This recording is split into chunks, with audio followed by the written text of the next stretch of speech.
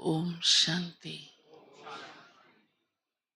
आज प्यारे बाप दादा के अव्यक्त रूप के चले हुए महावाक्य हम सब सुनेंगे, जो कि 2007 में 15 अक्टूबर 2007 में बाप दादा का आना हुआ और बाबा ने हम सबको ये रूहानी पालना कहें, मीठे वचन, महावाक्य हम सबको दिए। विशेष बाबा ने कहा है कि मैं तुम बच्चों को मुक्ति और जीवन मुक्ति का वर्षा देता हूं। और वो वर्षा कब मिलेगा? सतयुग में। अब क्योंकि सतयुग है जीवन मुक्ति का जीवन, आज कलयुग में है जीवन बंध का जीवन। लेकिन बाबा संगम युग पर हम बच्चों को इस समय दोनों ही अनुभव, क्योंकि जीवन बंद का तो कर लिया, मालूम है वो जीवन कैसी है, कितने कितने बंधन हैं, सिर्फ औरों के ही नहीं, अपने ही कितने बंधन हैं, अपने संस्कार ही अपने बंधन है। अपनी कमी कमजोरियां भी बंधन है, अपनी आत्मा की कई प्रकार की आदतें भी बंधन है, बहुत बंधन है। तो उनसे बाबा हमें मुक्त करता है। तो बाबा कहते हैं उस मुक्त अवस्था का अनुभव आप इस समय कर सकते हो, ये राज समझ लो। मुक्त माना कोई शरीर से मुक्त नहीं, कारोबार से मुक्त नहीं, जिम्मेवारी से मुक्त नहीं, परिवार से मुक्त नहीं, वो तो और ही ज्यादा अच्छी निभाएंगे जब स्वयं से स्वयं मुक्त होंगे। जो स्वयं में ही फंसा रहता है वो जिम्मेवारी नहीं निभा पाता है। और ही तो बाबा हम बच्चों को इसकी बहुत सूक्ष्मता सुनाते हैं, क्योंकि जब हम सतयुग में होंगे उस समय हमें हमारा जीवन जीवन मुक्त होगा, लेकिन ये जीवन मुक्त जीवन है, ये ज्ञान नहीं होगा। इसलिए ये महसूस ही नहीं होगा कि मैं कोई जीवन मुक्ति में हूँ, क्योंकि जब कोई चीज मीठी मीठी खाते रहो तो कड़वे का पता ही नहीं चलता। तो वहां तो सब सुख ही सुख होगा, सुख ही सुख होगा, तो बंधन का तो प्रश्न ही नहीं होगा। लेकिन बंधन की जीवन क्या है वो आज आप देख रहे हो, और बंधन से मुक्त बाबा हमें बना रहा है, वो भी ज्ञान मिल गया है। और वो भी बाबा कहते हैं इस समय तुम बच्चों को इसी ही जन्म में संगम पर इसी ही समय अनुभव करनी है। और इस समय जो अनुभव है उसका सुख ही सबसे निराला है। आपके आगे 3 टेस्ट रख दिए जाएं, ये मीठा है, ये खट्टा है, ये कड़वा है, तो कहते वाह ये बड़ा अच्छा है, ये और भी उससे भी अच्छा है। पता चलता है ना, आनंद आता है ना। फिर उस कड़वे को कहते हैं इसको उठा लो यहाँ से। तो बाबा हम बच्चों को कहते हैं अब भी अपना अनुभव ऐसा करो कि मैं जीवन में हूँ, जीवन में आत्मा जी रही हूँ, लेकिन उड़ रही हूँ, कहीं भी फंसी हुई नहीं, कहीं भी, ना व्यक्ति में, ना वस्तु में, ना पदार्थ में, ना तेरे में, ना मेरे में, किसी में भी नहीं। ये है जीवन मुक्ति का इस ब्राह्मण जीवन में अनुभव करना। मुझे कोई किसी बात की खींच नहीं, आकर्षण नहीं, वही बंधन बनता है। कोई इच्छा नहीं, कोई लोभ नहीं, कोई मोह नहीं, वही बंधन बनता है। और अब बाबा जबकि ये अंतिम समय है, बाबा हमें साथ ले चलने आया है, तो बाबा ये चाहते हैं कि मेरे बच्चे इतने हल्के हो जाएं, क्योंकि बंधन ही वास्तव में बोझ है। ये बाबा ने हमें समझाया है। पहले आत्मा नहीं समझती थी इस बात को, दुनिया नहीं जानती इन बातों को, इन राजों को, इन रहस्यों को, सच्चाई को। बंधन और कुछ नहीं है, यही ही बंधन है और वही बोझ है, और कोई बोझ नहीं है। कर्म करना तो आत्मा की प्रवृत्ति है, बल्कि वो कर्म के बिना नहीं रह सकती। आप किसी को कहो सब कुछ छोड़ दो, रेस्ट करो, पागल हो जाते हैं। कहेंगे कब तक सोया रहो, फिर उसको सजा लगने लगती है, वो पनिशमेंट है। एक पेशेंट भी तड़पता है, अब मुझे उठाओ बिस्तर से। तो बाबा हम बच्चों को कहते हैं अपने ऊपर कोई बोझ नहीं रखो,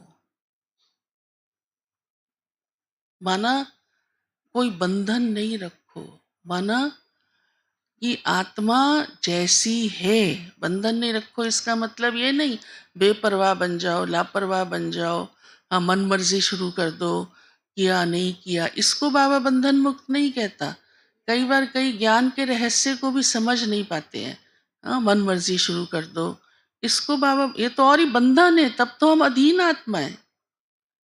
बंधन माना ही अधीन, हाँ किसी भी बात की इच्छा के, अपने संस्कार के, अपने विचार के, अपनी आदत के, अपने लोभ लालच मोह माया जो भी हाँ दुनिया में भी कहते हैं, उससे बाबा हमें मुक्त करता है। तो बोझ नहीं रहता। जब बोझ नहीं रहता तो आत्मा हल्कापन महसूस करती है, डबल लाइट, कि मैं बिंदी चमकती आत्मा ईश्वर की संतान हूं। बस ये एक ही कनेक्शन उसके मन में बसा रहता है, और कनेक्शन नहीं। तो आज बाबा ने उसको बहुत अच्छी तरह स्पष्ट किया है, और उसके लिए बाबा ने कहा है दो काम करो। पहला काम, जो आपने अपनी बुद्धि में ईश्वरीय ज्ञान का, गुणों का स्टॉक अपने पास जमा किया है आपके पास स्टॉक? बोलो, है? सोच रहे हो थोड़ा थोड़ा है, हाँ? शक्ल से पता लग जाता है कितना है। स्टॉक ज्यादा होना चाहिए ना। हुँ? देखो कोई भी चीज का, आपके घर में राशन का स्टॉक अच्छा है, बाहर कर्फ्यू लग जाए, आप हल्के अरे पड़ा है ना अनाज, गैस सिलेंडर भी पड़ा है ना, खा लेंगे, है ना। कोई इमरजेंसी आती है, कोई दुर्घटना घटती है, आपका बैंक बैलेंस है, कहते कोई बात नहीं, चलो डॉक्टर ले लेगा, जो भी ले लेगा, है ना। हल्के रहते ना, क्यों? कारण स्टॉक है। तो बाबा हम बच्चों से चाहता है, मैंने जो तुम बच्चों को इतना दिया है उसका स्टॉक है, और है तो उसे यूज भी कर रहे हो, चलो है भी सही, हाँ? और वो यूज नहीं करेंगे तो वो बेकार चला जाता है, जंक लग जाती है। माना यूज नहीं किया तो उसका लाभ नहीं मिलता। जैसे कोई भी चीज को यूज करते हैं ना, घर भी देखो बंद पड़ा रहे तो क्या हो जाता है, कितना सुंदर महल हो जाए, क्योंकि उसमें रहे नहीं, यूज नहीं हुआ। हड्डियां भी देखो, कहते हैं लगाओ नहीं तो कमजोर हो जाती है, कहते हैं हड्डियां जितना घिसे, यूज करो, काम करो, मजबूत हो जाएंगी। और ये अनुभव भी होगा जीवन में, हाँ। धन भी कहते हैं पड़ा रहे तो कितना बढ़ता है, वैसा का वैसा। उसको यूज करो, बैंक में क्यों डालते हो?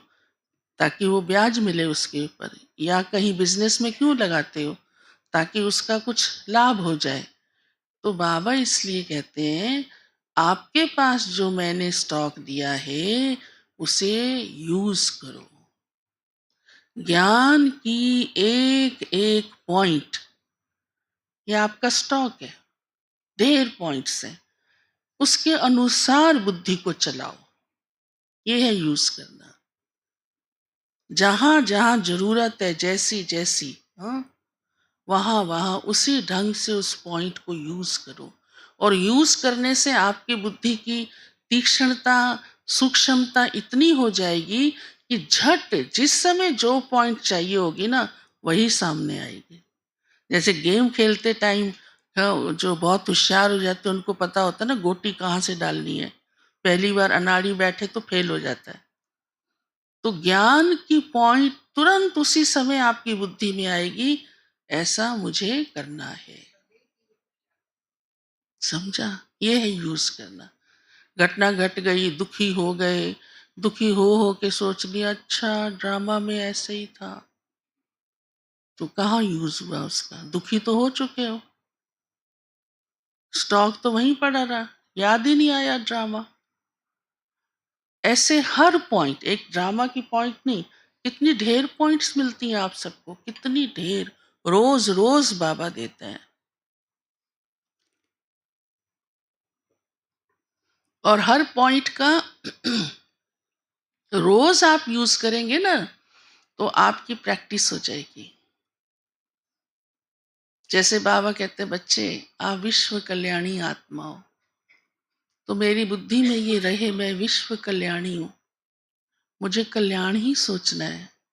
कोई आत्मा आपको दुख देने आए उस समय यूज करो, मैं विश्व कल्याणी हूँ, मैं दुख देने वाली आत्मा नहीं हूँ। यूज करो, फील करो, वो वाइब्रेशन दो, संकल्प करो, अपनी स्थिति वैसी बनाओ। और दूसरा काम बाबा ने कहा है दुआ दो, दुआ लो। कोई ऐसा काम नहीं करो जो कोई बद्दुआ दे, और दे भी तो आप नहीं लो। ये हो सकता है? हाँ चलो आप कहेंगे मैंने तो कभी किसी को नहीं दी। कई बार दे भी रहे होते हैं और खुद को ही नहीं पता होता मैं बद्दुआएं दे रही हूँ। लेकिन कोई दे भी वो जल्दी पता चलता है। तो मुझे क्या करना है? हाँ, दुआ देनी है। और कैसे देनी है?